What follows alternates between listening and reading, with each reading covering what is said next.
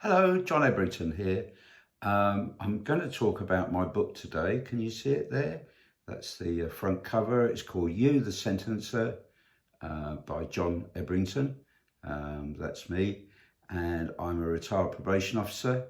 And in the book, it contains quite a lot of court reports.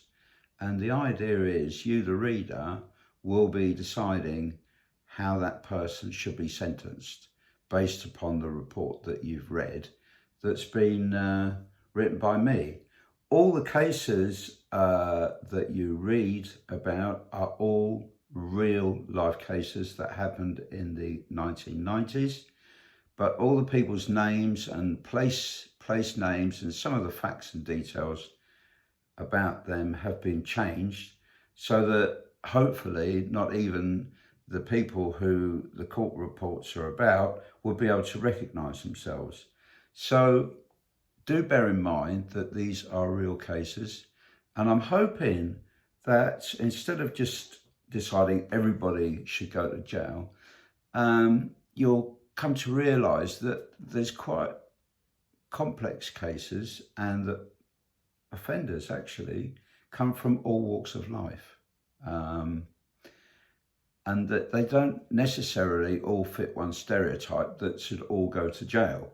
So there's that point. And also in the book, I'll be asking you to think about steps of stopping people offending in the first place before the first offence happens. What events in these people's lifetimes triggered them towards contributed towards them becoming offenders? And what could we have done better? What could have happened better in their lifetimes to stop them becoming offenders? So that we have a broader look, because just sending people to jail is not the answer, really. Yes, it acts as a signal that we don't accept such behaviour, and it can act as a bit of a deterrent. But actually sending a person to jail is much more likely to enable them to become more involved in crime, actually. And the statistics show that people are much more likely to reoffend having been in jail rather than attending a probation supervision of some, having their offending behaviour addressed through probation supervision of some description or other.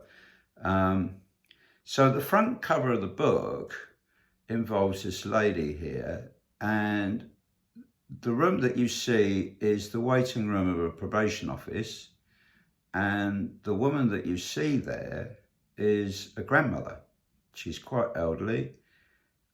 She's coming up to pension age retirement, and she is an employee of the post office who, in the run-up to the Horizon scandal, was overpaid by the post office by mistake.